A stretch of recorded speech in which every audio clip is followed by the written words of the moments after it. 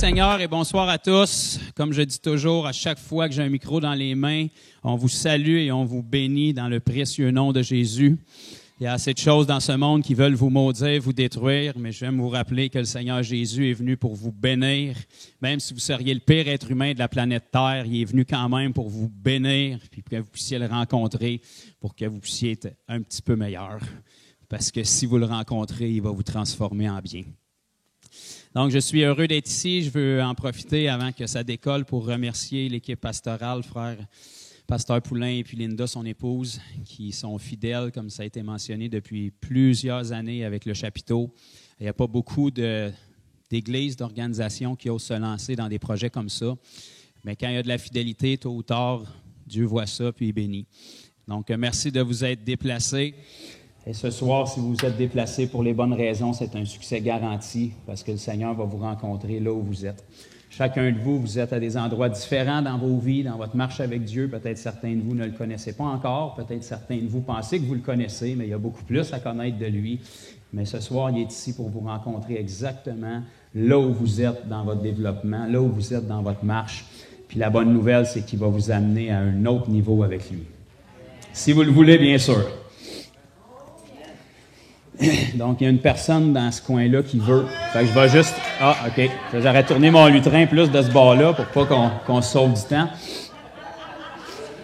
Amen. Ce soir, le Seigneur m'avait mis à cœur de faire quelque chose qui est plutôt rare de nos jours et plus trop à mode dans l'Église moderne. Puis c'était de lire la Bible avec vous. Parce que je crois encore que cette parole-là, même 2000, plus ou moins 22 ans plus tard, est encore valable, puis elle a encore son effet. Je pense que si cette parole-là, on la lit ensemble, puis je vous l'annonce à partir de l'Esprit, c'est suffisant pour vos besoins. J'ai pas besoin de souffler dans le micro, j'ai pas besoin de souiller mon jacket sur vous, on fera même pas de tunnel de feu encore, puis je pense que la parole de Dieu peut faire son travail, puis vous rencontrer, ouvrir vos yeux, amener une révélation fraîche, même vous guérir et vous délivrer si vous avez des petits amis invisibles. À soir, c'est la bonne place pour qu'ils puissent disparaître. Est-ce qu'il y en a qui étaient ici ce soir, hier plutôt? Ce soir, c'était facile. Est-ce qu'il y en a qui étaient ici ce soir? Hein? Il y en a même pas mal d'entre vous qui étaient ici hier. Donc, c'est notre frère Luc qui enseignait hier. Je ne sais pas s'il y a une personne qui se souvient sur quoi il a prêché. Alléluia! Il a apporté plusieurs écritures, notre frère Luc, inspiré par le Saint-Esprit vraiment, dans la parole qui nous dit que le Seigneur réveillait l'esprit de certains hommes ou femmes. Et puis ça, on voit ça à plusieurs endroits dans la parole. Okay? Puis lorsque la parole nous enseigne ça, ça ne nous parle pas du Saint-Esprit avec un grand E, mais c'est le Saint-Esprit qui éveillait l'esprit avec un petit E de certains individus. Et puis ça, quand que Dieu faisait ça, c'était extraordinaire. Et puis notre frère Luc a lancé l'appel vraiment que c'était le cœur de Dieu, que chacun d'entre nous, ceux qui étaient ici hier, puis ceux qui sont ici encore ce soir, que le Saint-Esprit puisse éveiller notre esprit pour qu'on soit à l'affût. Pour pas qu'on soit juste sensible aux choses terrestres, mais qu'on puisse vraiment avoir le discernement des choses spirituelles, comprendre les époques, comprendre les temps, comprendre comment Dieu veut bouger, comprendre que nos yeux sont pas censés être juste ces ténèbres, mais que plus qu'on voit de ténèbres, plus qu'on devrait se réjouir parce que c'est le moment de l'humanité où on va briller le plus. Parce que plus il y a de ténèbres, plus que la lumière brille. Puis si on est des lumières, le moment de l'humanité où on peut être plus vu et plus distingué, c'est aujourd'hui plus que jamais. Parce que c'est très ténébreux, mais c'est dans ce moment-là que la lumière est utile. Et puis, ce que je veux faire ressortir avant qu'on se plonge dans la parole, dans ce que notre frère Luc a mentionné hier, dans ces plusieurs passages-là, ceux qui n'étaient pas ici, vous l'écouterez en rediffusion. Dans chaque passage de la parole de Dieu qui nous dit que le Seigneur réveillait l'esprit d'hommes et de femmes, c'était jamais en vain qu'il faisait ça. C'était pas parce qu'il s'ennuyait au ciel, c'était pas parce qu'il voulait faire un beau poème dans la Bible pour que ça soit répertorié des milliers d'années plus tard. À chaque fois où on voit des Écritures qui nous disent que le Seigneur réveillait l'esprit d'une personne, la prochaine phrase qu'on lit tout de suite après, c'était « pour » ou « afin d'accomplir quelque chose ». Parce que le Seigneur est tellement extraordinaire. Quand il te réveille, il m'a dit une affaire, tu es allumé, puis tu es allumé pour faire quelque chose. Tu es allumé pour un but spécifique. Il n'y a personne qui peut se faire réveiller par le Seigneur, puis tourner en rond, puis rien accomplir. Parce que le Seigneur, il y a de la suite des idées. J'ai lu dans ma Bible quelque part qui était une histoire comme l'alpha et l'oméga. Ça, c'est le principe qu'il connaissait à la fin avant de commencer le début. Fait que quand il te réveille pour accomplir quelque chose, il sait où est-ce qu'il veut s'en aller avec ça. C'est à nous autres de voir si on veut suivre ou si on veut boquer. Si tu veux boquer, tu fais partie des boucs. C'est pas à vous autres que je parle ce soir. Mais si vous voulez faire partie des brebis qui reconnaissent la voix de leur maître, vous êtes mon public ce soir. OK? Parce que ça sert à rien de perdre son temps sur un bouc. Ça va tout le temps boquer. En revanche, une brebis, ça suit son maître. Pourquoi? Parce que il y a à peu près rien sur la planète qui est plus inoffensif qu'une brebis. À part te gosser en bêlant tout le temps, là, ça peut pas faire grand-chose, une brebis. Ça a besoin de son berger pour la protéger, ça a besoin de son berger pour la nourrir, ça a besoin de son berger pour la tondre, pour la nettoyer, pour la diriger. Autrement dit, c'est totalement dépendant, ça sait absolument rien faire. Fait que ça, c'est vous puis c'est moi. Si vous êtes un enfant de Dieu, si vous voulez une écriture de plus, j'ai trouvé dans la parole quelque part que Jésus disait « Sans moi, vous ne pouvez. » Sans moi, vous ne pouvez. Sans moi, vous ne pouvez. Pas un petit peu, pas moyen, rien. Fait que le Seigneur pète ta ballonne tout de suite en partant. Tu n'es pas si extraordinaire que tu le penses sans lui, mais tu es complètement phénoménal avec lui. Mais pour ça, il faut que le Seigneur réveille notre esprit, puis il faut qu'il réveille notre esprit pour un but. Et c'est ça qu'on va regarder ce soir. Donc, Luc ne le savait pas hier, mais il a construit quelque chose qui est une très belle plateforme pour ce que le Seigneur veut parler ce soir. Et puis, si vous voulez ouvrir avec moi, on va faire un peu de lecture dans le livre de Philippiens.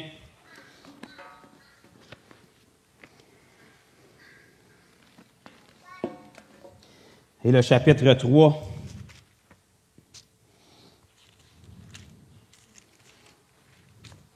Puis là, attachez votre sucre, ça va ressembler à un plan de lecture. On va lire le chapitre. Pour certains, ça va peut-être être votre plus grosse lecture du mois, là, mais on va le lire au complet.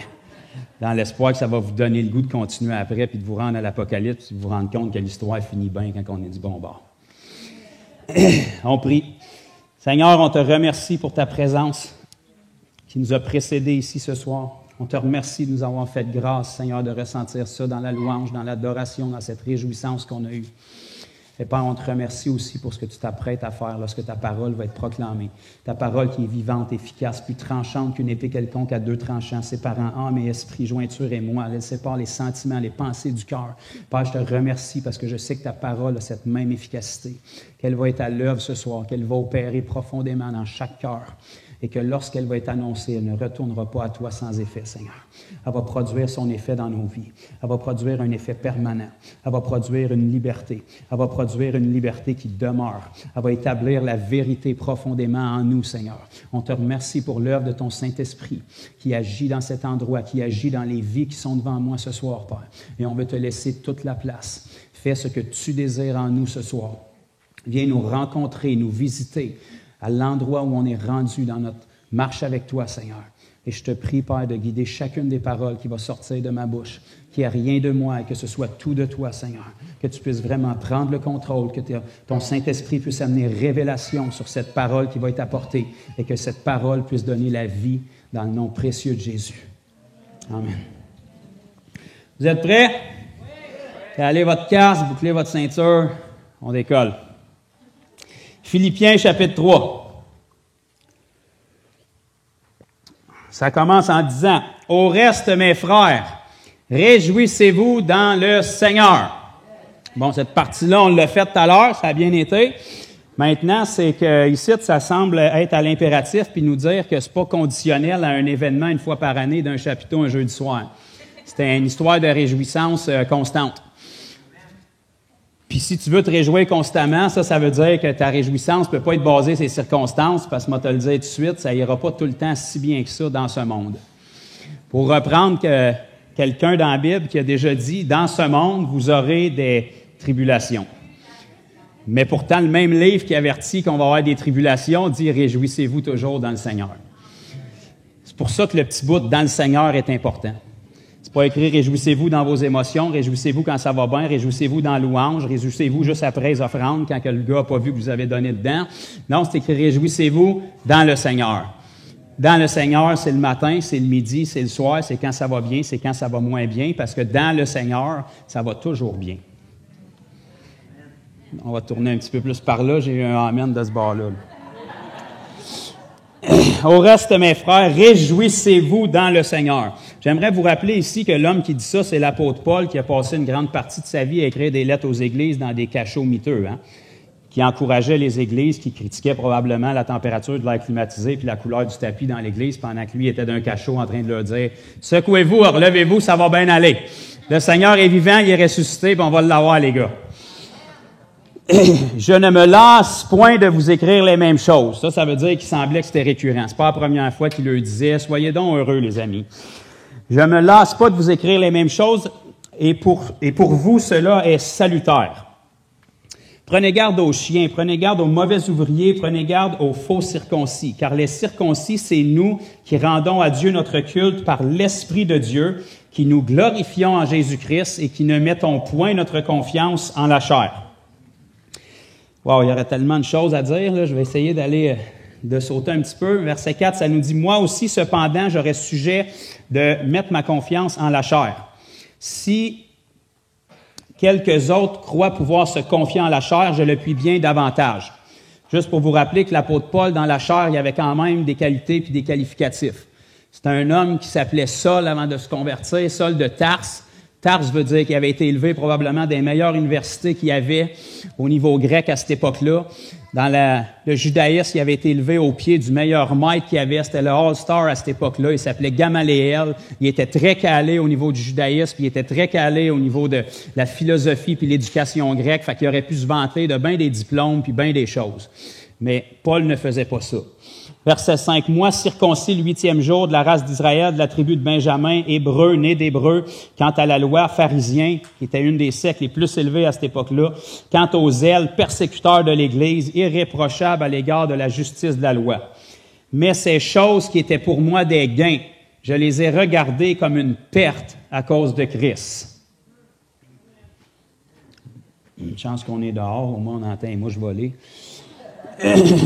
Verset 8. « Et même je regarde toutes choses comme une perte à cause de l'excellence de la connaissance de Jésus-Christ, mon Seigneur. » Il était d'un délire religieux profond, Paul, là. On va dire, regarder toutes choses comme une perte à cause de l'excellence de la connaissance de Christ.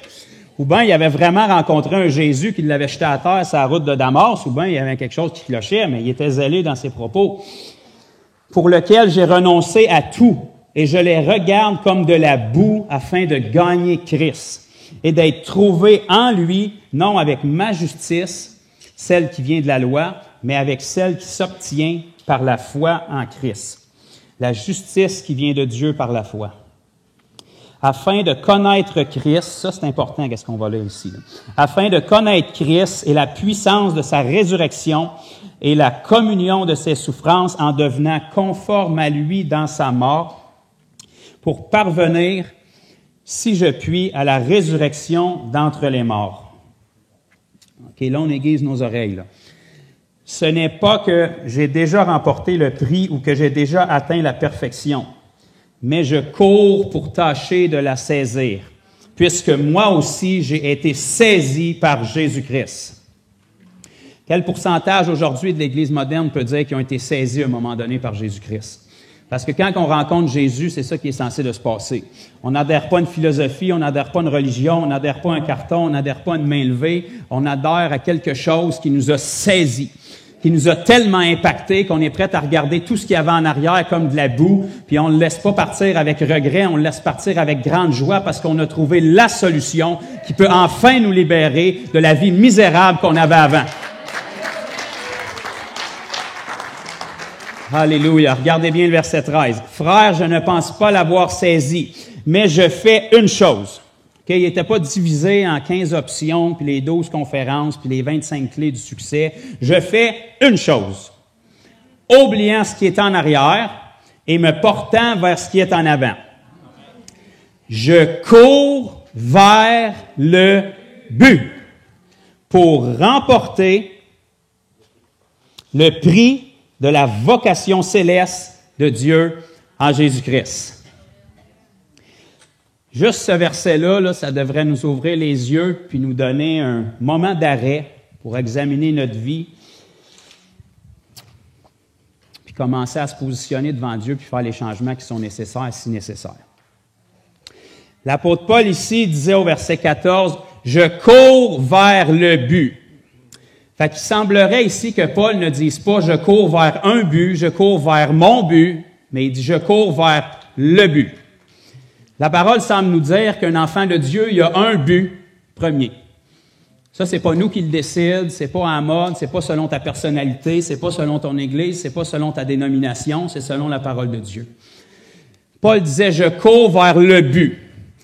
Donc, premièrement, on est censé d'avoir un but. Vous savez, quand on était dans le monde, on avait des buts au niveau de notre travail, on avait des buts au niveau de nos relations, on avait des buts au niveau de nos accomplissements, on avait plein de choses qu'on voulait accomplir. Puis tristement, je me suis rendu compte que quand les gens viennent au Seigneur, on dirait que pouf, tout d'un coup, je ne sais pas, mais ils deviennent flottants, comme on vit sur un monde d'éléphants roses puis de libellules, puis on attend, puis là on s'en va nulle part, mais on fait juste flotter. Mais tu sais, si tu avais un but dans le monde pour réussir à accomplir quelque chose, quand tu viens au Seigneur, ça devrait être encore accru davantage. Le Seigneur, il est censé nous avoir sauvés pour un but. Pas un but qui est différent à chacun.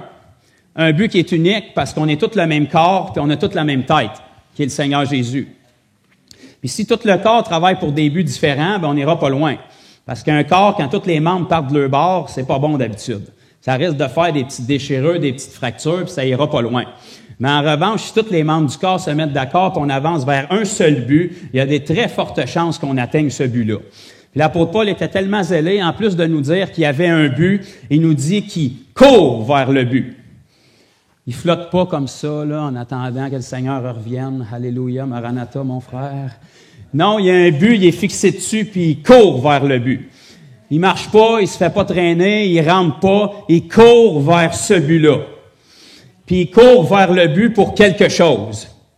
Regardez bien, ça nous dit pour remporter le prix. Il n'y a pas personne qui compétitionne pour rien d'habitude. Si tu t'exiges des restrictions, si tu suis une diète, si tu t'efforces pour t'entraîner quand les autres sont assis sur leur steak, c'est parce qu'il y a quelque chose que tu veux remporter. Puis l'idée derrière le but, c'est de remporter le prix. Puis dans le monde, c'est pour des choses mondaines qui vont se faner puis qui vont te donner un petit moment de gloire temporaire. Mais ici, on parle de quelque chose qui est encore plus glorieux. L'apôtre Paul nous parle de remporter le prix de la vocation céleste de Dieu en Jésus-Christ. Ça, c'est un homme qui avait à peu près tout ce qu'il avait besoin quand il était dans le monde. Il était très intelligent, il était très instruit, puis il était très respecté. Il a regardé tout ça comme de la boue, puis maintenant, il s'est dit, j'ai un seul but, j'ai un seul focus, puis je cours vers ce but-là, puis je frappe pas dans le vide pour perdre mon temps, je cours vers le but parce qu'il y a quelque chose derrière que je veux remporter. Quel pourcentage aujourd'hui de nous, en tant qu'Église, premièrement, ont un but? Deuxièmement, que ce but-là est le bon but qu'on est censé avoir en tant qu'enfant de Dieu, qu'on va regarder ce soir. Et troisièmement, qu'on court vers ce but-là. L'idée de courir, ça prend des efforts. OK? Tu peux commencer à courir mollo, mais moi te dire, quand ça fait une demi-heure que tu cours, puis une heure que tu cours, ça me dérange pas comment tu es en forme, ça va te demander des efforts quelque part. Puis plus tu vas aller vite, plus ça va te demander d'efforts. Puis plus tu vas aller loin, plus tu vas devoir courir longtemps. C'est-tu assez simple et naturel, ce que je vous dis, là? L'apôtre Paul courait vers le but. Fait qu'en tant qu'enfant de Dieu, si tu n'as pas trouvé c'est quoi le but, puis tu traînes de la patte, tu passes à côté de quelque chose, là. Puis c'est tout le corps qui en écope. Puis ultimement, si on fait pas ça, ben on peut pas bien représenter le Seigneur Jésus parce que c'est lui qui a établi le but, puis c'est à travers nous qu'il va révéler ce but-là au monde entier. Amen.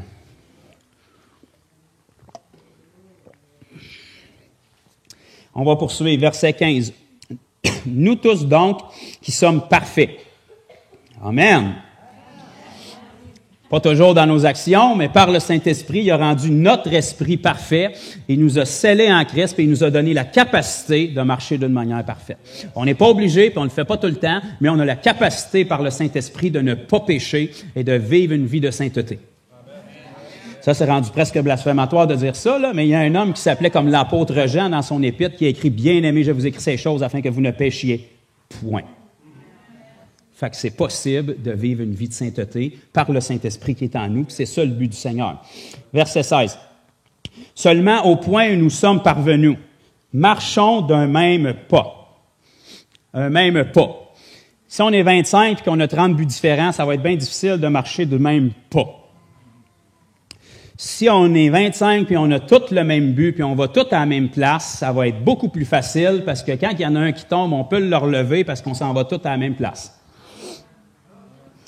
Soyez tous mes imitateurs, frères, et portez les regards sur ceux qui marchent selon le modèle que vous avez en nous. Wow, ça veut dire que si on regarde un petit peu à la vie de l'apôtre Paul ce soir, on devrait élucider assez rapidement c'était quoi le but après quoi il courait. Amen, brother. Keep going. Verset 18. « Car il en est plusieurs qui marchent en ennemis de la croix de Christ. Je vous en ai souvent parlé et j'en parle maintenant encore en pleurant. » Vous savez que tous ceux qui courent pas après le but se retrouvent un petit peu à se retrouver dans ce groupe-là. Leur fin sera la perdition. Ils ont pour Dieu leur ventre et ils mettent leur gloire dans ce qui fait leur honte. Ils ne pensent qu'aux choses de la terre. Mais notre cité à nous est dans les cieux, d'où nous attendons aussi comme sauveur le Seigneur Jésus-Christ, qui transformera le corps de notre humiliation en le rendant semblable au corps de sa gloire par le pouvoir qu'il a de s'assujettir toutes choses. Regardez bien le verset 1 du chapitre 4, parce qu'il n'y avait pas de chapitre au départ quand ça a été écrit, fait que ça suit. « C'est pourquoi, mes bien-aimés et très chers frères », il beurre épais, Paul, pareil. Bien-aimé, ça aurait été assez, mais il rajoute bien-aimé puis très cher.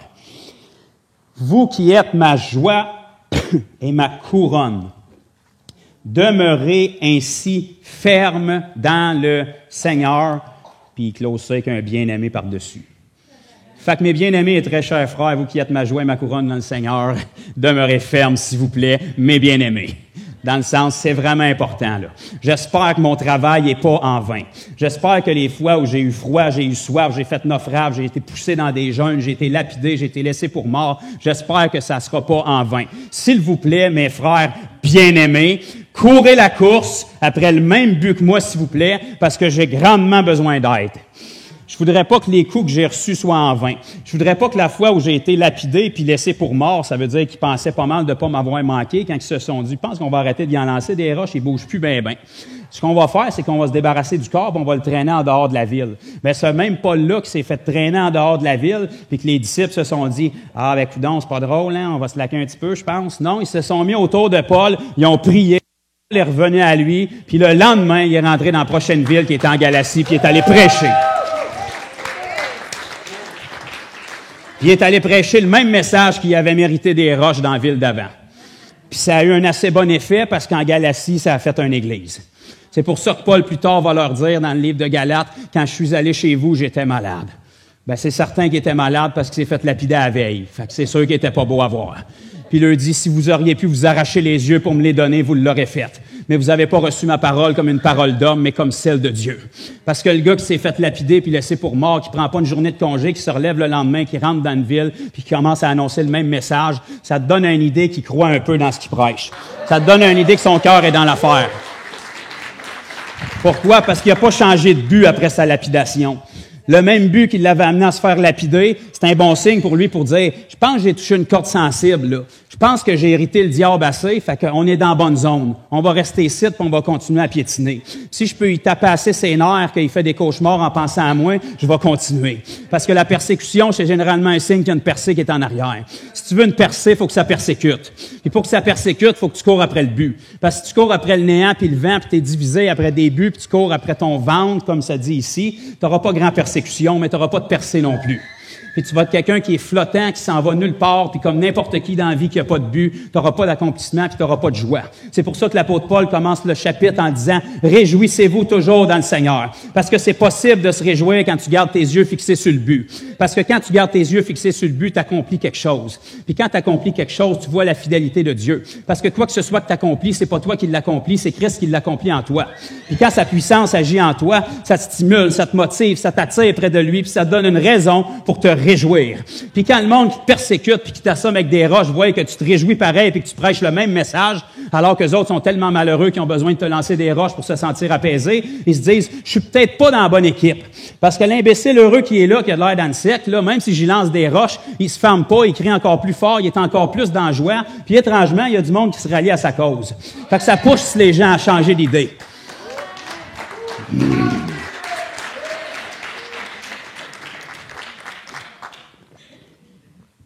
Pour ça, il va falloir qu'on comprenne qu'on a un but.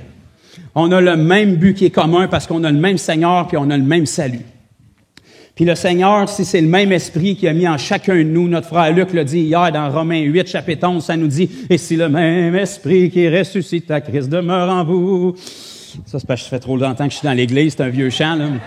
« Si le même esprit qui a ressuscité Christ demeure en nous, il redonnera aussi la vie à nos corps mortels. » Pas un Saint-Esprit junior, pas un Saint-Esprit dilué, pas un Saint-Esprit 4e variant, 12e vague de COVID qui a perdu sa puissance. Là. Le même esprit qui a ressuscité Christ d'entre les morts demeure en vous.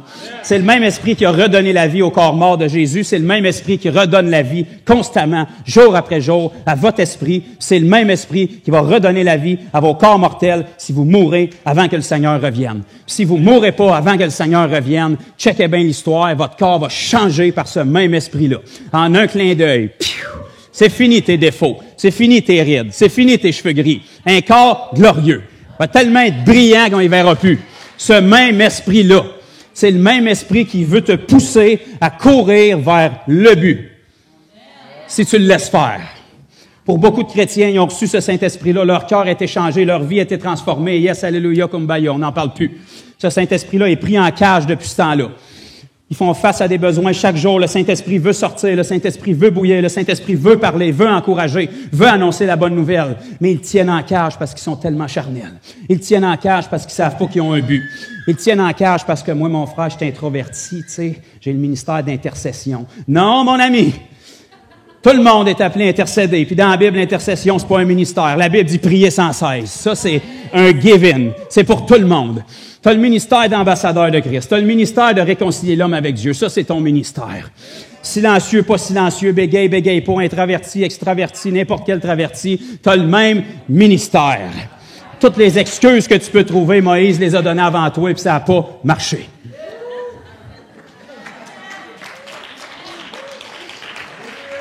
Alléluia! J'ai envie de prêcher à soir. Je ne sais pas si c'est correct pour vous autres. Si on ne trouve pas c'est quoi notre but en tant qu'enfant de Dieu, puis on n'investit pas notre vie pour ce but-là, on va être flottant, puis on va faire tout sauf courir vers ce but-là. Puis encore pire que ça, là, on va se trouver des amis qui pensent pareil, puis on va trouver des versets obscurs dans la Bible pour se sentir bien dans notre état. Puis vous savez, quand tout le monde est tiède, tout le monde est en hypothermie, tout le monde crève, puis personne ne s'en rend compte. Mais dès le moment qu'il arrive quelqu'un qui est bouillant dans le tas, tout le monde se réveille, puis là, ils se disent, lui, il est dérangeant, il faut qu'on l'élimine. Dire une affaire, quand Jésus rentrait dans une pièce, la température changeait un petit peu. Les démons qui étaient assis dans la première rangée des synagogues depuis des années, puis ça ne dérangeait pas pantoute de se faire lire les Écritures. Quand Jésus rentrait dans la pièce, tout d'un coup, il y avait un petit désagrément qui se passait là. Pourtant, il lisait les mêmes livres de la loi que les scribes et les pharisiens. Pourquoi? Parce que la température était plus élevée. Notre frère Luc l'a dit hier, les mouches, ça se pose pas sur une poêlonne brûlante. Ça se pose sur quoi de confortable, sur quelque chose de confortable. Alléluia, mon frère. Fais-en pas trop. On n'est pas sauvé par les œuvres. Non, on est sauvé pour des œuvres. Fais-en des œuvres. Si vous portez beaucoup de fruits, c'est alors que votre Père qui est dans les cieux sera glorifié. Que votre lumière brille ainsi devant tous les hommes, afin qu'ils voient vos bonnes œuvres et qu'ils glorifient votre Père qui est dans les cieux. Sois enterré dans les bonnes œuvres. C'est pas ça qui va te sauver, mais si tu es reconnaissant du salut que tu as eu, ton cœur devrait vouloir faire juste ça, des bonnes œuvres qui glorifient Dieu.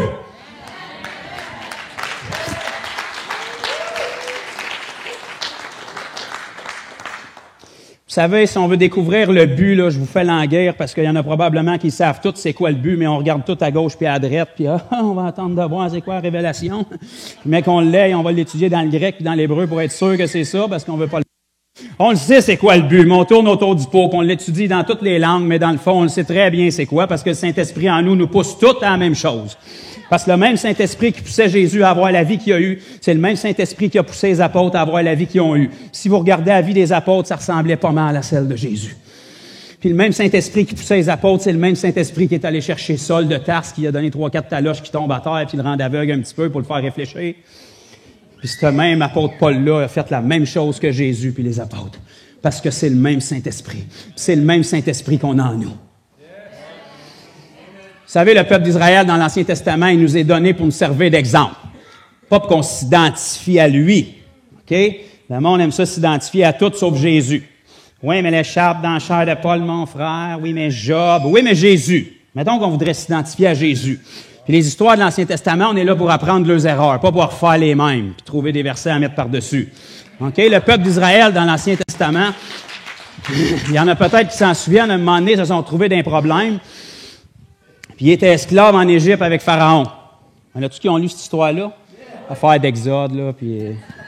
Bon.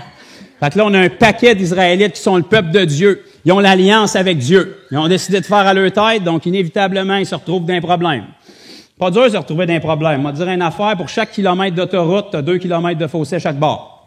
C'est bien plus facile de te ramasser dans le clos que de rester sur la ligne droite. OK? Ils se sont ramassés dans un problème, puis là, ils étaient obligés de travailler comme des esclaves en Égypte pour construire le royaume de leur oppresseur. Là, ça va mal, là. Non seulement tu travailles d'arrache-pied, mais tu travailles pas pour toi, tu travailles pour un autre qui est contre toi. Tu as de la misère à avoir de la nourriture pour faire ça. Là, ils ont crié à Dieu, comme la majorité de l'Église aujourd'hui, quand ça va mal, « Seigneur! » Comme Jonas dans le ventre de la baleine. Tu sais, ça aurait été mieux de crier avant, mais il faut que tu te rentres dans le ventre d'une baleine. Tu sais.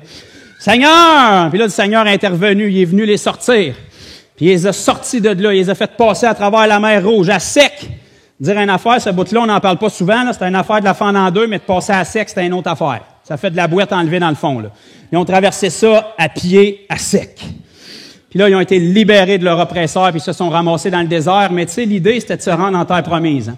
Canaan, le lieu d'abondance, le lieu de repos, où coule le lait et le miel. Des grappes de raisin, t'amènes ça avec un 2x4 là-bas. C'était un pays d'abondance.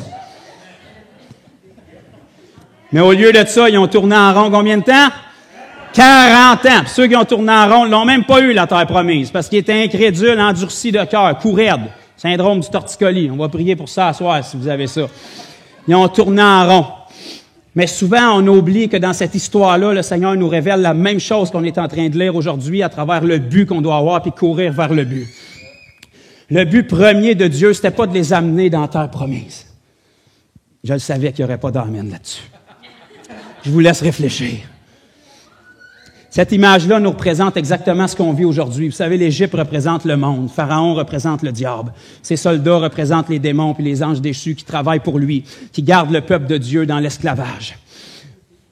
Le désert représente l'endroit où on se ramasse après qu'on est sorti de l'Égypte, puis Canaan représente le royaume de Dieu qui nous entend, le lieu de repos, le lieu d'abondance.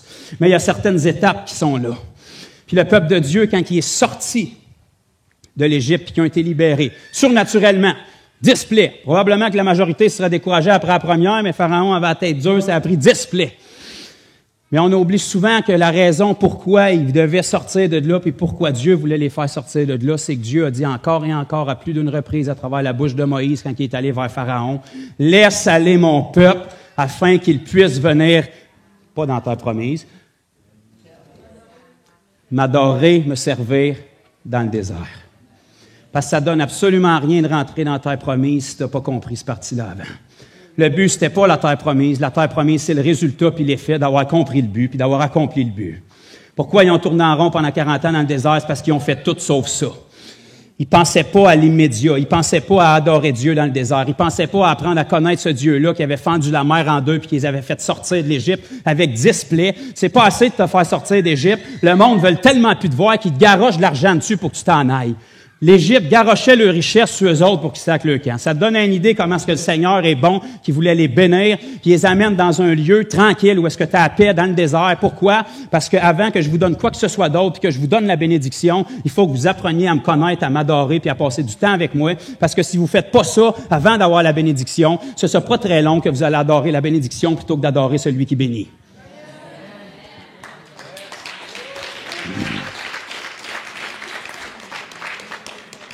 Puis lorsqu'ils se sont retrouvés dans le désert, ils faisaient tout sauf ça.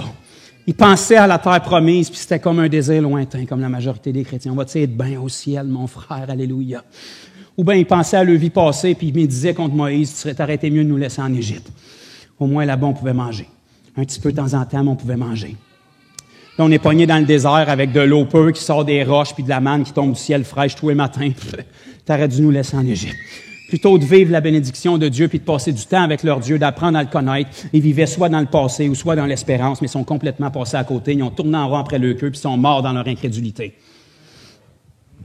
C'est pas très, très différent de ce que je peux voir aujourd'hui dans l'Église moderne. On vit dans l'espérance d'un royaume de Dieu à venir, ou bien on regrette ce qu'on a perdu quand on était dans le monde, parce que maintenant, on ne peut plus sacrer, on ne peut plus mentir, on ne peut plus voler, puis il faut payer nos impôts. Mais dans le moment présent, tu as été amené dans le désert pour pouvoir chercher ton Dieu et le connaître. Ce Dieu-là qui est extraordinaire, ce Dieu-là qui avait saisi l'apôtre Paul, est supposé nous avoir saisi au point qu'on désire le connaître. Puis l'idée de Dieu derrière le fait que son peuple devait le connaître, c'était pour un but très clair. Si son peuple apprend à le connaître, Dieu va pouvoir déverser la bénédiction sur son peuple, en sorte que son peuple se serait démarqué de tous les autres peuples, puis Dieu se serait fait connaître comme le seul Dieu véritable, le Dieu d'Abraham, d'Isaac et de Jacob, le seul Dieu réel qui existe vraiment, le Dieu des miracles, le Dieu tout-puissant. Il se serait fait connaître à tous les autres peuples de la terre à travers l'obéissance de son peuple. C'est exactement la même chose pour chacun d'entre nous aujourd'hui. Si on ne court pas après le but qui est de connaître Christ intimement et de connaître la puissance qu'il a fait se réveiller de la mort, notre vie ne pourra pas être transformée, on ne pourra pas se distinguer des autres. Puis le cœur de Dieu, c'est qu'on puisse le connaître pour le faire. Le cœur de Dieu, c'est qu'on puisse le connaître pour le faire. Amen. Tu sais, si le Seigneur veut se faire connaître à du monde qui ne le connaisse pas, il va falloir qu'il passe quelque part par du monde qui le connaisse. Mais si les seules personnes sur la terre qui peuvent le connaître ne le connaissent pas, fait que là, tu as pas mal hein, du monde qui ne le connaisse pas. Ça ralentit les projets pas mal, hein? Ça peut ralentir de 40 ans à tourner en rond, puis à critiquer contre ton maître. Moïse, qui était une image de Jésus, qui était le Messie, le Sauveur, le dirigeant qui leur avait été envoyé, plutôt de passer du temps avec Dieu puis d'être reconnaissant, aussitôt qu'il partait, quelque chose comme un petit 40 jours sur la montagne, il se disait, tu sais, on pourrait faire fondre nos bijoux puis se faire un veau d'or. Plutôt de servir un Dieu qui a fendu la mer en deux et qui nous a fait sortir avec toutes les richesses d'Égypte, on serait mieux d'adorer des bijoux fondus. Ça semble une bonne idée. Qui est d'accord? On le fait. Ça, c'est parce que tu ne connais pas ton Dieu. Ça, c'est parce que tu connais Dieu pour ses miracles, mais tu ne l'as pas rencontré. Ça, c'est parce que tu connais Dieu pour ce qu'il peut apporter à ton petit ventre, mais tu n'as pas d'amour pour lui. Tu ne désires pas le connaître. Tu ne peux pas chanter comme on a chanté tantôt s'il me manque le loup avec d'autres choses, parce que tu vas critiquer pourquoi tu n'as pas de main. Si tu n'as pas de main, on veut prier pour que tu en aies. Mais entre-temps, loue ton Dieu. Arrête de le servir pour ce qu'il peut t'apporter, mais sers-le pour ce qu'il t'a déjà apporté. Même s'il t'aurait juste donné la vie éternelle, puis il ne redonnerait rien de toute ta vie, puis ta vie serait une misère, il t'a déjà donné un cadeau que tu ne pourras jamais lui rendre. Si tu as vraiment été saisi par Jésus-Christ, même si ta vie était terrible ici-bas, puis ce n'est pas la destinée que le Seigneur a pour aucun d'entre nous, même si ta vie était terrible ici-bas, ça devrait déjà être meilleur que la vie que tu avais, parce que quand tu as été saisi par Christ, tu regardes les choses du passé comme de la boue. Tu es prêt à me payer le montant que tu veux pour que je retourne dans mon ancienne vie. Il n'y a pas de danger que j'y aille. Parce que quand j'ai crié au Seigneur puis qu'il est descendu vers moi pour venir me sauver de ma vie, je criais de toutes mes forces pour qu'il vienne me libérer de cette vie-là. Je veux pas y retourner puis je veux pas savoir comment proche je peux jouer de la ligne du péché sans être condamné. Non, je veux m'en tenir le plus loin possible. Je suis assez content d'avoir été libéré de ça. Montre-moi où la ligne, puis je peux te dire que je vais courir vers le but par l'autre bord. Puis je peux te dire que je vais pogner tout le monde que je vois en chemin, puis je vais les amener avec moi. Va pas jouer là, je suis allé là. C'est très dangereux, c'est très mauvais. Tu as l'impression que tu es heureux, mais le lendemain, tu as besoin d'encore plus pour être plus heureux. Puis entre chaque bonheur, tu es encore plus découragé, puis tu es encore plus en détresse. Puis ça te prend quelque chose de nouveau, puis quelque chose de plus fort pour avoir ne serait-ce qu'un petit moment d'apaisement. Mais avec le Seigneur, c'est de la paix, de la joie, de l'amour, de la gloire, puis tu peux être heureux en tout temps, à jeun. Mais ça, tu ne pourras jamais dire ça avec une conviction si tu ne l'as pas vécu. Tu ne pourras jamais dire ça avec une conviction si tu n'as pas été saisi par ce Jésus-là. Tu auras beau crier en même temps que tous les autres dans l'Église, puis connaître tous les chants par cœur, puis avoir tous les plus beaux drapeaux pour danser en avant. Tu peux même faire de la peinture prophétique, mon gars. Si tu n'as pas rencontré Jésus, tu n'as pas été saisi par lui, ton cœur n'a pas été changé, tu ne seras pas capable de te tenir pour dire ça. Puis si tu ne le connais pas intimement, tu ne seras pas capable de le faire connaître efficacement.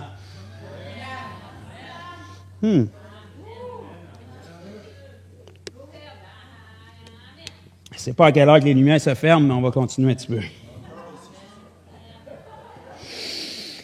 L'apôtre Paul courait vers ce but-là. On l'a lu dans Philippiens, les versets précédents.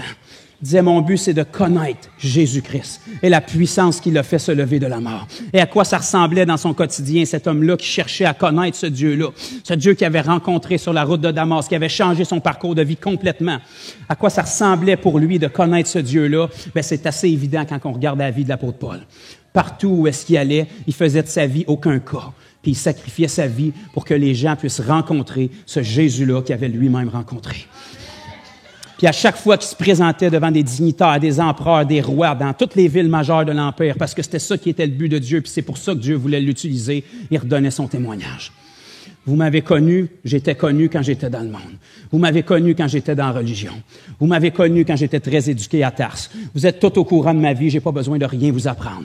Aujourd'hui, je suis enchaîné, je suis le même gars, j'ai la même éducation, mais j'ai tout perdu, puis ça me dérange pas de le perdre, parce que je me tiens pour une secte qui est considérée comme être la nouvelle secte, mais qui est exactement celle que Jésus a véhiculée. Puis au contraire de toutes les autres sectes, quand le gourou mourait, la secte s'éteignait. Mais pourtant, quand Jésus est décédé, puis qu'eux autres croyaient pas qu'il était ressuscité, au lieu de s'éteindre, ça allait exploser.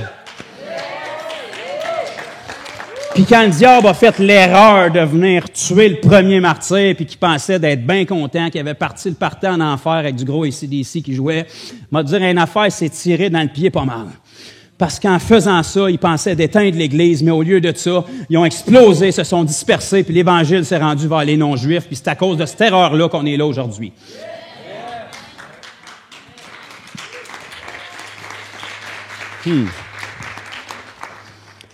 Ça, c'est parce que ces gens-là, à quelque part, il y en avait quelques-uns qui couraient après le but. Parce que quand la persécution est arrivée puis qu'ils se sont enfuis pour sauver leur vie, plutôt de s'enfuir puis de regarder où c'est qu'ils pourraient s'isoler, la Bible nous dit qu'ils prêchaient l'Évangile en chemin.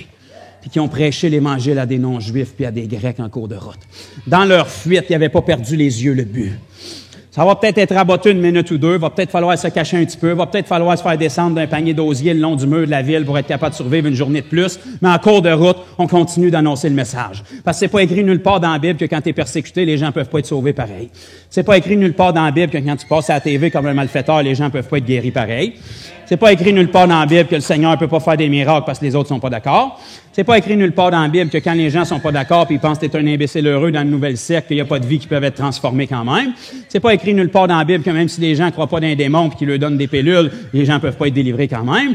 Parce que si tes yeux sont fixés sur le but, en saison puis hors saison, tu continues de porter du fruit. Amen.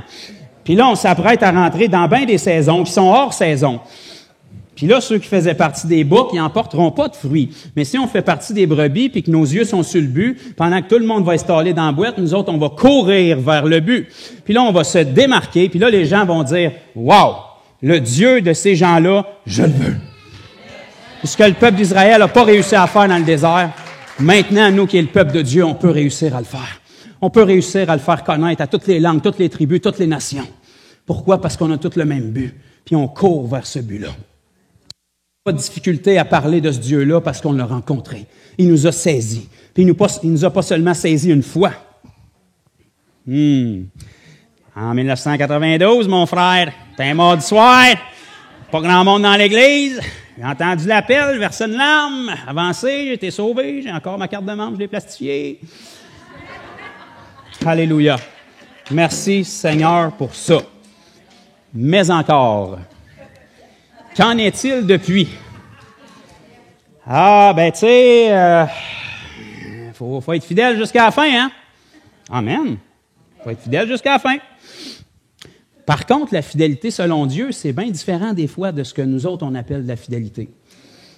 Tu sais, rester au Seigneur, continuer d'avoir un poisson collé sur ta valise de char, puis une Bible avec un petit verset collé sur ton frigidaire, d'assister à l'Église année après année, même d'être impliqué dans l'Église, c'est pas nécessairement ça de la fidélité. Même si tu mets la main dans ta poche pour semer dans le royaume, gloire à Dieu si tu le fais, mais c'est pas nécessairement que ça de la fidélité, parce que la Bible nous dit, puis c'est Jésus qui l'a dit dans une parabole qui est la parabole des talents, que les seuls qui peuvent se mériter bons et fidèles serviteurs, c'est pas ceux qui ont juste resté accrochés puis qui ont rendu au maître ce qu'ils avaient reçu. C'est ceux qui ont fait.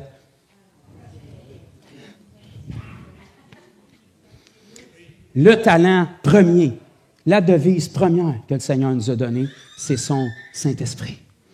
Puis la seule façon de faire multiplier ce Saint-Esprit-là, c'est en amenant des gens au Seigneur. si on veut faire multiplier ça, il va falloir qu'on fasse connaître ce Dieu-là qu'on a rencontré. Et ça, selon Dieu, ça nous mérite le titre de bon et fidèle serviteur. Rendre au maître le talent qu'on a eu, puis il est bien froid parce qu'il était enterré dans la terre en sécurité, ça se mérite le titre de serviteur mauvais et paresseux. Je le sais que c'est dur, j'ai la même Bible que vous autres. Mais si on n'a pas 3-4 taloches, on ne se réveillera pas. Mais le Seigneur veut réveiller notre esprit pour qu'on puisse accomplir le but, pour remporter le prix de la vocation divine en Jésus-Christ. Parce que le travail qu'on fait ici, il n'est pas en vain. La Bible nous dit qu'un verre d'eau donné à un de ses plus petits ne sera pas oublié. Tous les gens qu'on arrache aux griffes du diable, qu'on amène dans le royaume de Dieu, pour l'éternité, je peux vous garantir qu'ils vont vous en être reconnaissants. Ça, c'est quelque chose qui a une valeur éternelle. Ça, c'est quelque chose qui mérite qu'on investisse notre temps ici-bas. Ça, c'est quelque chose qui mérite qu'on arrête de prendre Dieu comme un génie dans une lampe qu'on frotte avec les 2-3 versets pour avoir nos souhaits, puis on le remet sur la tablette après. Il n'est pas là pour servir ton ventre et tes besoins. Tu es là pour le servir. On a été créé par Dieu et pour lui être utile. Si le Seigneur ne nous a pas de disponible pour se servir de nous, qui, si tu veux, qui prenne? Il ne peut pas prendre les anges pour annoncer l'Évangile. Ils ne la connaissent pas encore. La Bible nous dit qu'ils aimeraient ça plonger leur regard dans ce que nous, on a. C'est incompréhensible. Ils peuvent l'apprendre ici, mais ils ne l'ont pas vécu. Il n'y a aucun ange au ciel qui peut dire qu'il a été racheté, qui a été régénéré, qui a reçu le Saint-Esprit. Ils sont peut-être bien extraordinaires, puis on a hâte de voir les plumes qui ont ses ailes, mais ils ne peuvent pas dire ce qu'on a. Ils ne peuvent pas prêcher cet évangile-là parce qu'ils ne le connaissent pas, puis ils ne le comprennent pas comme nous, on le comprend parce qu'on l'a vécu.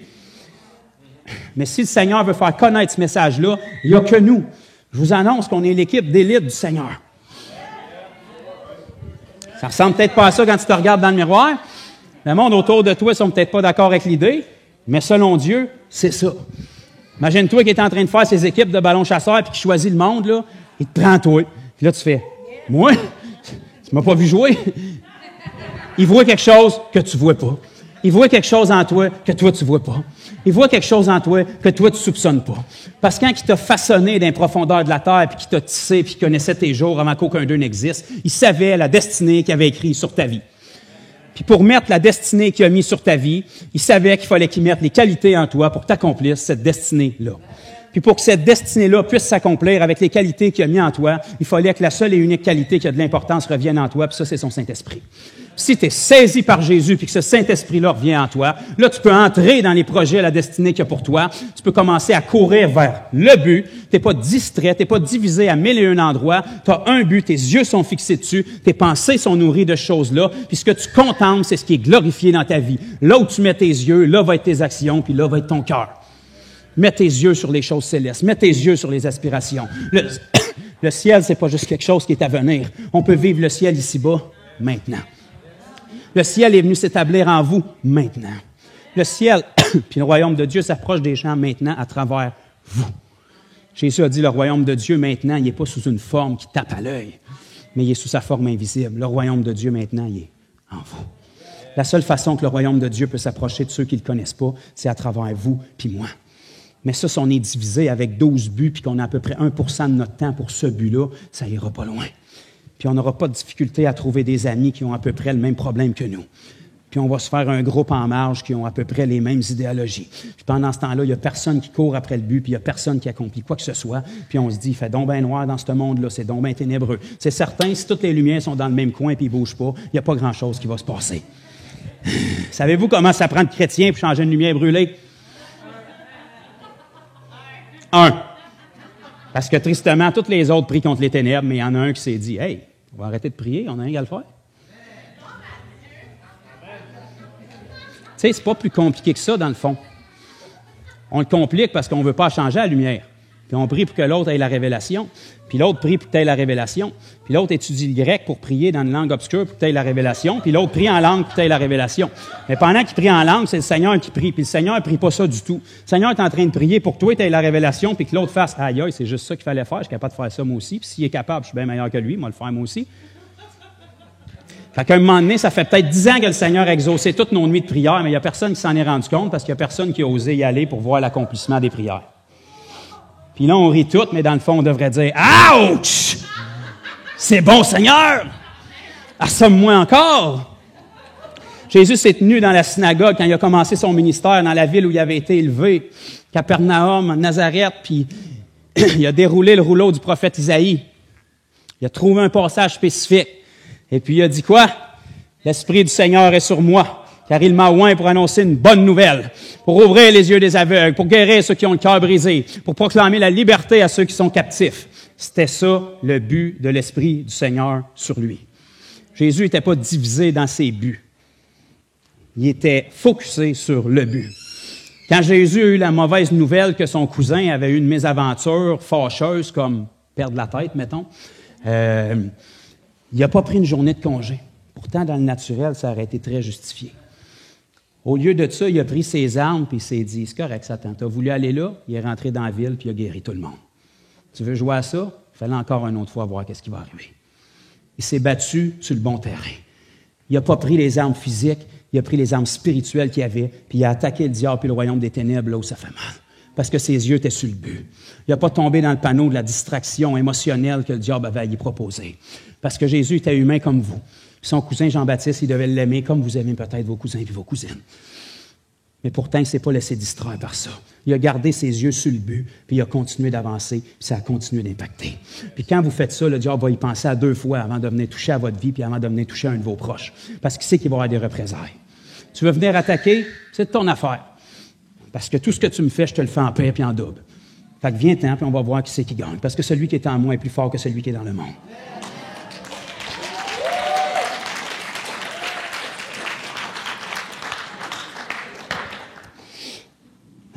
Actes chapitre 24.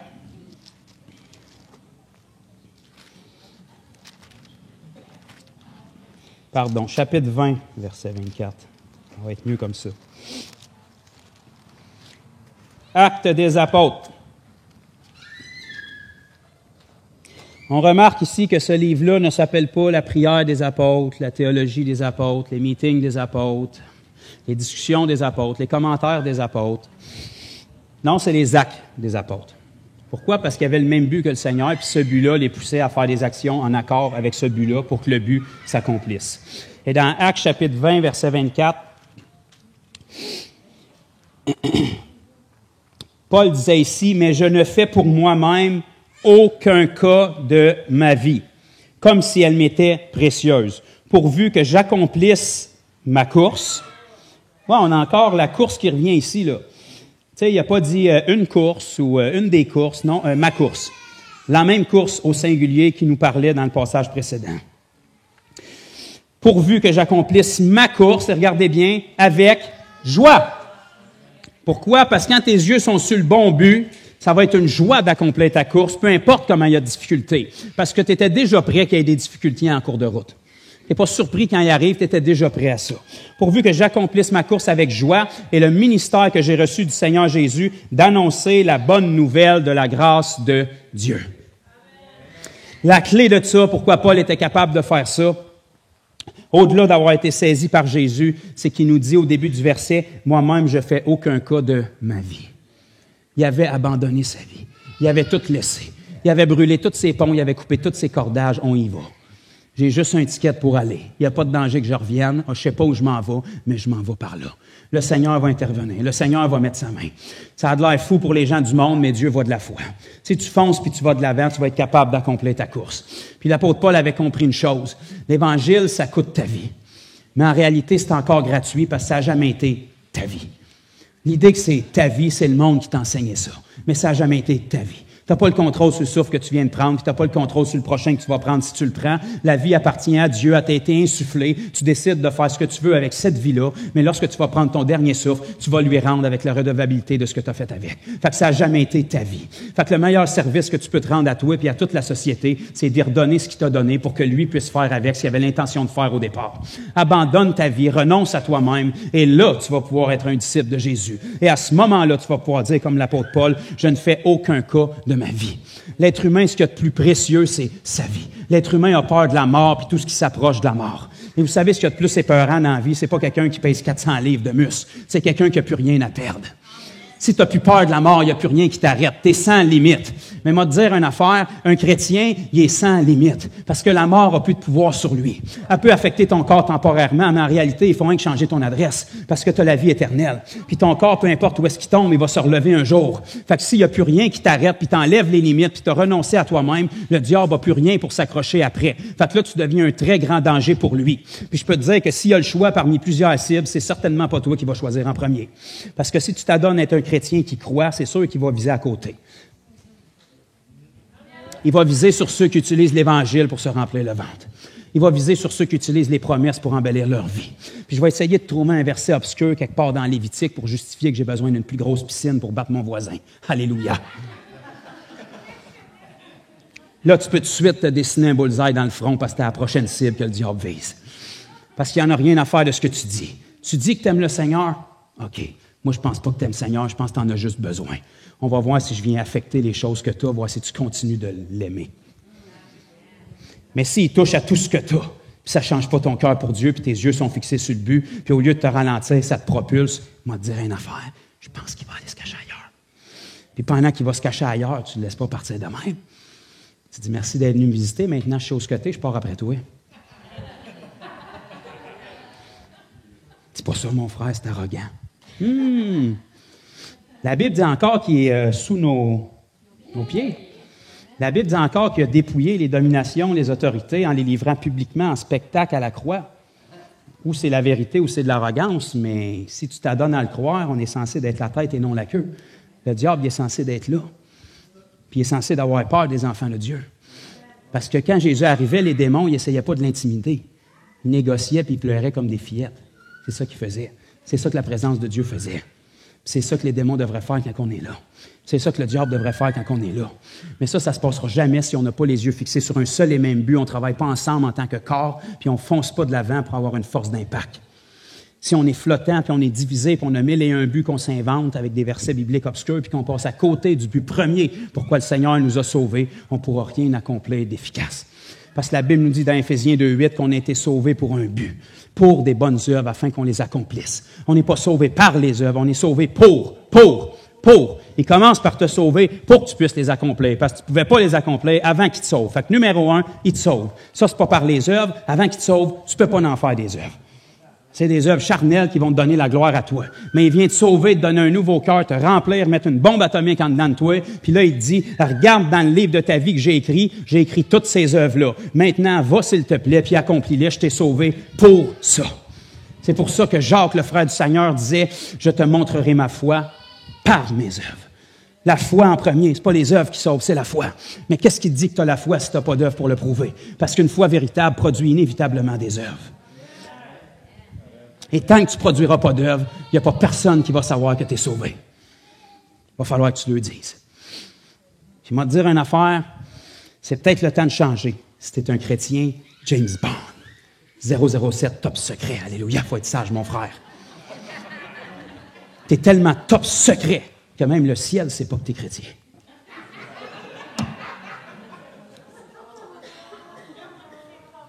Ouch! Mais c'est ça pareil. Le monde entier devrait le savoir par nos paroles et par nos actions. Romains, je vais essayer de terminer avec ça. Romains chapitre 15.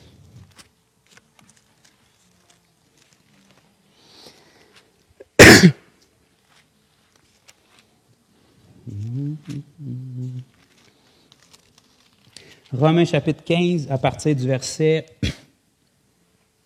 17. Encore l'apôtre Paul, il nous dit, « J'ai donc sujet de me glorifier en Jésus-Christ pour ceux qui regardent les choses de Dieu. » OK, il se glorifiait dans une chose, pas ses capacités humaines, en Jésus-Christ, pour ceux qui regardent les choses de Dieu.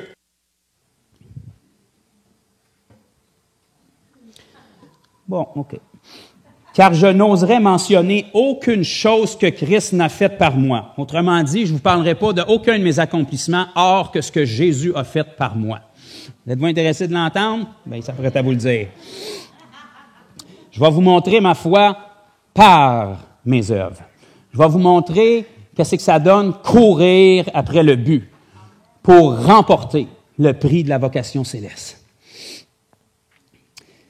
amener les païens à l'obéissance par la parole et par les actes, par la puissance des miracles et des prodiges, par la puissance de l'Esprit de Dieu, en sorte que depuis Jérusalem et les pays voisins jusqu'en Illyrie, j'ai abondamment répandu l'Évangile de Christ.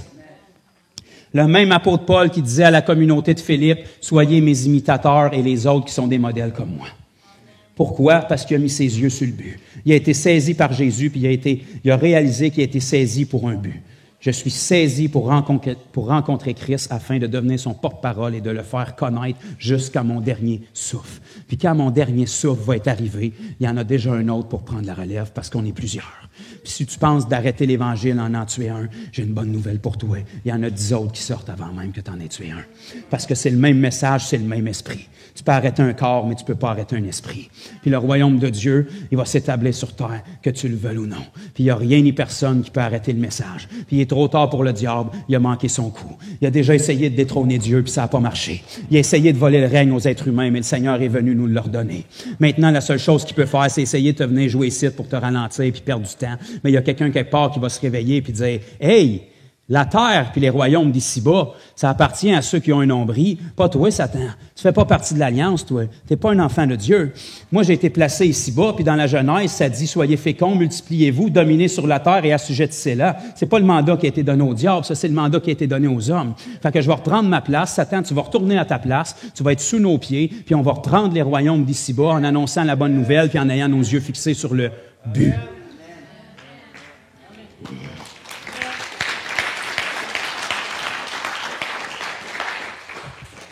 Amen. Le but, il est simple. Il n'est pas toujours facile à accomplir, mais il est simple. C'est nous qui veut le compliquer. Le Seigneur te dit, guéris malade. Oui, mais dans le grec, des fois, c'est comme, tu sais, peut-être que, non, guéris malade. Annonce la bonne nouvelle. Oui, mais tu sais, peut-être qu'il y a différentes façons, selon nos capacités personnelles et nos talents, que Dieu annonce la bonne nouvelle. De quelle manière? Prends le modèle qui est Jésus. Tu as du temps de lousse pour rajouter de tes qualités personnelles là-dedans, tant mieux, mais commence par le modèle qui est Jésus. Annonce la bonne nouvelle. Pas la condamnation, la bonne nouvelle. Tu peux être sauvé. Il y a encore de l'espoir. Tu peux être guéri. Tu peux être délivré. T'es mort puis tu m'entends pas. Tu peux être ressuscité. C'est une bonne nouvelle. On commence avec ça et on répond abondamment à la bonne nouvelle de Jésus-Christ. De Jérusalem jusqu'en Illyrie, avec toutes les villes voisines, avec des signes, des prodiges et des miracles. Et Paul dit, moi, j'ai fait ça, puis ça a bien marché parce que j'en ai amené une multitude à ma suite. Soyez mes imitateurs comme je le suis moi-même de Christ. Parce que si je vis, c'est plus moi qui vis, c'est Christ qui vit en moi. Et si le Christ qui vivait en Paul le poussait à faire ça, c'est le même Christ qui vit en chacun de nous qui veut nous pousser à faire la même chose. Donc, la seule personne qui ralentit les choses, c'est nous. C'est notre incrédulité, c'est notre chair, c'est notre inconfort. C'est les liens qu'on a gardés. On abandonne juste assez pour pas que ça fasse trop mal. Mais on se garde une porte de sortie. On a un plan B. Je peux peut-être pratiquer des choses mondaines encore si je mets des mots chrétiens par-dessus puis je le fais avec d'autres chrétiens. Non. Sois saint comme Christ est saint. Recherchez la sanctification sans laquelle personne ne verra le salut. Essaie de ressembler zéro aux gens du monde parce qu'ils veulent pas quelqu'un qui les ressemble, ils veulent quelqu'un qui s'en est sorti de leur situation. Ils imitent les gens qui leur ressemblent parce qu'ils n'ont jamais vu rien d'autre. Mais qu'est-ce qui arrive s'ils voient un autre modèle? Qu'est-ce qui arrive s'ils voient un enfant de Dieu? Qu'est-ce qui arrive s'ils voient quelqu'un qui est rempli de joie, peu importe les circonstances? Qu'est-ce qui arrive s'ils voient quelqu'un 2000 ans après la résurrection d'un personnage historique qui croit encore que quand on prie sur quelqu'un en son nom, les miracles se produisent? Qu'est-ce qui arrive s'il rencontre quelqu'un qui n'a pas peur de perdre sa vie pour l'Évangile parce que, de toute façon, il l'a déjà perdu sa vie. C'était la première affaire qu'il a faite en signant le contrat. Quelqu'un qui n'a pas peur de perdre sa vie pour le Seigneur, mais au-delà de ça, quelqu'un qui n'a pas peur de vivre pour le Seigneur. Vous savez, j'ai été à un moment dans ma vie où je priais le Seigneur puis je disais, Seigneur, je veux vraiment que tu disposes mon cœur pour que je sois prête à perdre ma vie pour toi s'il faut. J'étais vraiment sincère. Si quelqu'un me mettait un fusil sur la tempe ou si j'étais proche de la mort, je veux te rester fidèle, je vais être prête à perdre ma vie pour toi. Ça devrait être le désir de chacun d'entre nous. Mais j'avais même pas fini ma prière puis le Seigneur m'a parlé puis Oui, mais si tu es prête à mourir pour moi, prête à vivre pour moi? Qu'est-ce qui arrive si aujourd'hui, je ne te demande pas de mourir pour moi, je te demande juste de prier pour la personne à la caisse en avant de toi? Oh, j'aimerais mieux mourir, moi. On rit, mais c'est la réalité. On est prêt à mourir pour le Seigneur, mais on n'est pas prêt à parler de Jésus à quelqu'un. Qu'est-ce qui arrive si aujourd'hui, dis pas, c'est pas aujourd'hui que je veux que tu meurs. Aujourd'hui, je voudrais juste que tu vives pour moi une journée de plus. Parce que comment est-ce qu'ils pourront croire d'un message s'ils ne l'entendent pas? Puis comment est-ce qu'ils vont pouvoir l'entendre si personne n'est envoyé pour les annoncer? Puis les gens qui sont envoyés pour les annoncer, c'est pas de prier pour que le Seigneur envoie tout le monde sauf toi. C'est de prier pour que le Seigneur envoie du monde pour t'aider. Parce que si tu es là, tu vas te rendre compte que tu n'y arriveras pas tout seul. Comme Jésus est extraordinaire, puis il n'est pas arrivé tout seul. Puis que ses apôtres qui avaient le même esprit, ils ne sont pas arrivés tout seuls. Puis que toute l'Église primitive qui grandissait de jour en jour, ils ne sont pas arrivés tout seuls parce qu'il y a encore du monde à sauver aujourd'hui. On a besoin de chacun de nos frères et sœurs. On a besoin d'avoir le même but, le même cœur. On a besoin de se barrer les bras ensemble puis de dire, on s'en va dans le donjon des gladiateurs, ça va fesser, mais il va avoir un impact. Puis de toute façon, le pire qui peut arriver, c'est qu'on perde notre vie, mais on l'a déjà abandonné, cette vie-là. Puis quand les apôtres étaient battus, ils se réjouissaient d'avoir été jugés dignes de participer aux souffrances de Christ. Ça m'a dit, si tu as juste effleuré le Seigneur, tu ne seras pas capable de faire ça. Il va falloir que tu sois saisi par le Seigneur. Il va falloir que tu aies une relation avec lui. Il va falloir qu'il vienne réveiller ton esprit afin que tu puisses courir la course puis achever ce qu'il t'a demandé de faire. Est-ce que mon frère Luc a encore quelques mélodies à venir me jouer pendant que je parle dans ce micro-là? Est-ce que ça fait du sens, ce que je vous ai dit ce soir? Est-ce que c'était compliqué? Est-ce que c'est faisable? Ça a déjà été fait. Luc l'a lu hier, il n'y a rien de nouveau. Tout ce qui existe a déjà existé. Il n'y a rien que le Seigneur vous demande de faire qui n'a jamais été accompli. Jésus a dit, celui qui croit en moi. Puis il a même dit en vérité avant. Jean 14, verset 12. Celui qui croit en moi. Là, il vient de former un nouveau groupe, là. Fait que si tu t'adonnes à être un croyant, tu es fait pogner dans le groupe, puis tu le savais peut-être même pas, là, mais celui qui croit en moi fera les mêmes œuvres que j'ai faites et même de plus grandes. Ça, c'est un rêve farfelu pour la majorité de nous. Mais pourtant, c'est dans la Bible.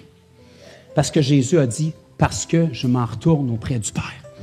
J'ai eu seulement 3 ans de ministère. Puis j'ai bouleversé le monde en sorte que 2000 ans plus tard, chacun de vous puis moi, on est là. Parce qu'il y a quelqu'un quelque part qui a eu un impact. Mais il dit, moi, je m'en retourne auprès du Père. Puis chacun de vous, si vous êtes des croyants, vous pourrez faire les mêmes choses que j'ai faites et même de plus grandes. Parce que vous n'avez pas seulement 3 ans. Pour beaucoup d'entre nous, ça fait 10 ans, 20 ans, 30 ans, 50 ans des fois qu'on a rencontré le Seigneur. Combien d'opportunités qu'on a de faire connaître ce Dieu-là qu'on a rencontré. Quand on l'a rencontré, on était tout feu, tout flamme. On était tout excités. Les papillons dans l'estomac, les frissons. On avait hâte de finir de travailler pour s'enfermer dans notre chambre, pour passer du temps avec. Parce qu'il était tellement bon. On s'en foutait de ce que le monde pensait quand on lui parlait de Jésus, parce qu'on savait la relation qu'on avait avec lui. Mais si cette relation-là n'est pas soutenue, 10 ans après, on n'en parle plus parce qu'on est sage, mon frère. Mais cette relation-là, ce même Jésus que tu as rencontré, tu te dois d'entretenir cette relation-là avec lui. Quand Dieu t'a sorti de l'Égypte pour t'amener dans le désert, c'est pour que tu puisses le rencontrer. C'est pour que tu puisses l'expérimenter. C'est pour qu'il puisse être vivant. Oui, la terre promise s'en vient, mais avant d'aller dans la terre promise, on a du travail à faire ici. Le Seigneur veut se faire connaître à toutes les tribus, toutes les langues, tous les peuples. Puis tu es l'instrument qu'il a choisi pour manifester sa gloire. Pour ça, il faut avoir un même but. Pendant qu'on va louer le Seigneur, pendant que mon frère va être inspiré, joue ce que tu veux, Luc, ça ne me dérange pas. Je veux qu'on prenne un temps. Oui, on va prier pour les gens qui sont malades. Oui, on va prier pour ceux qui ont des besoins. Mais tous ceux qui ont été impactés ce soir, si c'est moi qui t'ai impacté, reste dans ta place, s'il te plaît. Mais si c'est le Seigneur qui t'a parlé, qui travaille ton cœur, qui met des choses en lumière, qui t'a révélé des choses, qui t'a peut-être dit, t'as bien commencé. Mais vous savez, le Seigneur, dans son amour, la meilleure chose qu'il peut faire, si on prend un mauvais tournant, si on devient tiède, si on se refroidit, c'est de venir nous dire, mon enfant, reviens. Reviens dans le milieu.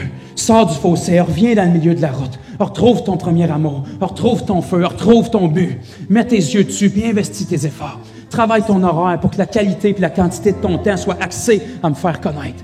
Et s'il y en a ici ce soir qui ont perdu des yeux le but en cours de route, pour une multitude de raisons qui sont peut-être justifiées, j'ai pas besoin de prier pour vous. Vous pouvez simplement venir pendant qu'on va louer. Venez vous mettre en avant. Répandez votre cœur devant le Seigneur. Dites-lui ce qui doit être dit. Demandez-lui pardon si ça doit être fait. Consacrez les parties de votre vie que vous avez gardées pour vous. S'il y a des choses qui vous enchaînaient encore, qui vous tenaient liés, c'est le temps de les laisser tomber. C'est le temps de dire, Seigneur, je t'avais peut-être laissé 90%, mais là, le 10% qui manque, je veux te le laisser. Je veux que tu aies tout. Je veux que mes yeux soient sur le but. Je veux me réveiller le matin avec ce but-là. Je veux que tu m'endormes le soir avec ce but-là. Je veux que tu brûles en moi tellement que quand les gens me regardent brûler, ils pognent en feu eux autres aussi. Je veux parler d'un Dieu qui est bon parce que je vis comment il est bon. Je veux annoncer une bonne nouvelle parce que je réalise qu'elle est bonne pour moi. Si c'est ton cas ce soir, viens devant le Seigneur. Tu n'as pas besoin que personne t'impose les mains. Viens lui répandre ton cœur. Viens lui exprimer ton cœur. Et crie à lui. Tu dis, Jésus, touche-moi. Sans toi, je peux rien faire. Change mon cœur. Touche-moi. Change ma perspective. Et le Seigneur va le faire. Parce que sa grâce est ici pour ça.